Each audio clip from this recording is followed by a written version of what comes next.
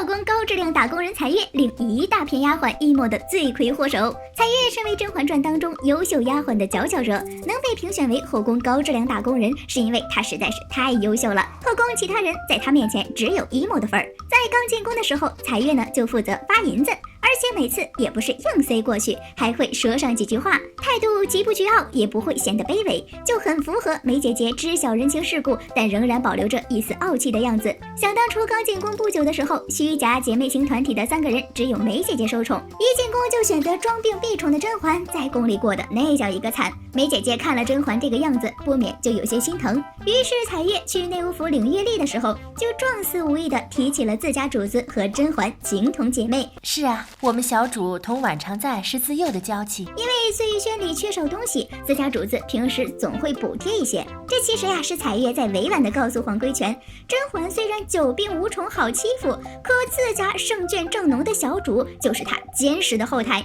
若是他们再继续苛待甄嬛，那自家小主就要跟他们动真格的了。皇贵权这个人精当时就听明白了彩月话里的意思，立刻就表示千错万错都是我的错，你放心，我们马上就给碎玉轩补上物资。这都是我们内务府人的疏漏，回头我就叫人补上。彩月最后还加了一句，您工作太多了，肯定是下面的人粗心。公公打理内务府上下，每天的事千头万绪，肯定是下面的奴才大意了。这句话就是彩月在让皇贵权放心，只要把东西补上，就不会跟他计较太多。虽说这肯定是梅姐姐让彩月去敲打皇贵权，可也不会把说什么话都交给他，所以在内务府说的话还是彩月自由发挥的结果。这打一巴掌给个甜枣的态度被彩月拿捏的十分到位。等到了过年的时候，内务府给碎玉轩发的东西果然是一点儿都没缺，可见还是彩月的话起到了很大的作用呀。而且甄嬛在宫外的时候，梅姐姐曾经去看望过她一次，也正是那一次，彩月充分表现出了她的补刀本领。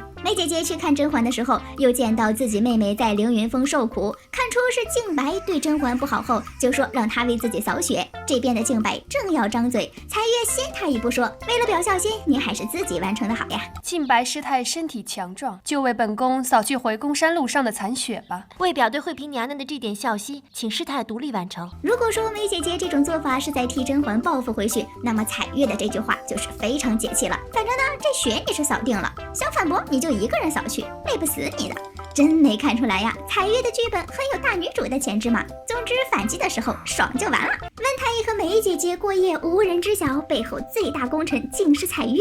你肯定不相信一个小丫鬟愿意担下杀头的罪名，但按理说大清朝晚上的门禁应该非常严格。但那天晚上太医温实初进宫后久久未归，甚至还和皇帝的妃子擦出爱情小火花。本来呢这事儿是应该闹大的，就像孙答应那样被人发现。不过那天晚上的事情竟然就连梅姐姐的好闺蜜甄嬛都不知道，这都是因为一个人，那就是梅姐姐身边的丫鬟彩月。那天晚上彩月和太后开始了各自的磕 CP 大战，先是太后撮合四大爷和梅姐姐。不过呢，令人意想不到的是，那天的梅姐姐不仅留下了四大爷，还给他准备了一桌子绿菜，希望他多吃点，保持身体健康。太后以为四大爷今天晚上就要歇在梅姐姐那儿，当即让竹溪送去暖情酒，好给自己磕的爱神 CP助助兴。可太后没想到的是，自己的助兴小道具都放好了，人家四大爷竟然悄咪咪的回了养心殿。四大爷刚一走，梅姐姐就屏退左右，自己拿起太后赏的酒就往嘴里灌，一边给自己灌酒，嘴里呢还一边喊着温实初的名字。门口守着的彩月一听见，就立马进来说，您叫我干啥？温实初和彩月的名字根本不一样，他怎么可能会听错呢？这时彩月怕被有心人听去，所以故意说的这话，目的就是为了混淆视听，让别人以为真的是他们听错了。这之后彩月听见自家主子一直在叫温实初，于是就赶紧去请他过来解酒。可太后赐酒的时候，他也见过梅姐姐喝的到底是啥，他再清楚不过。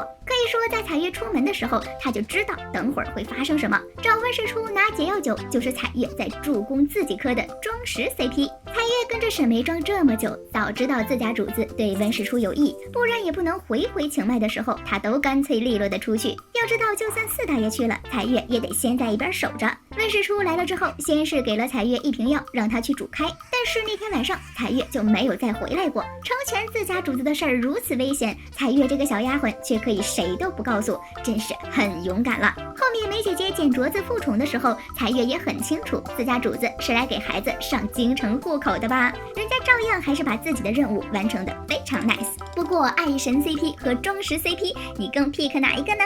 谁是《甄嬛传》中最中用的丫鬟？彩月必须拥有姓名。彩月自打跟着梅姐姐进宫以来，就没有做过什么错事儿，可以说从头到尾都一直尽心尽力的工作。这也难怪人家梅姐姐就把她当做自己最重要的心腹。人家和浣碧、流珠一样，都是情商智商都不低的存在。主子经常借他们之口说出自己想说的话。当初甄嬛回宫受阻，是因为宜修集团搞了微月宴冲月计划。甄嬛回宫之后，就和梅姐姐合计着也买通一个钦天监。在他俩给安小鸟安排上不祥名号之后，梅姐姐就开始演技大爆发，在安小鸟面前和他聊得不错，可转头就在四大爷面前装起柔弱来了，还借彩月之口把安小鸟一来自己就难受的话给说了出来。最近安嫔每见小主一次，小主总是不舒服。这事儿呀，浣碧其实也很熟。比如甄嬛回宫不久就碰到了鹅卵石事件，那会儿甄嬛就只趴在四大爷怀里，是浣碧把这事儿说出来，并挑起她的疑心。后来呢，锦汐被送进慎刑司，甄嬛也是借浣碧之口说出自己好久没有睡过好觉的事情，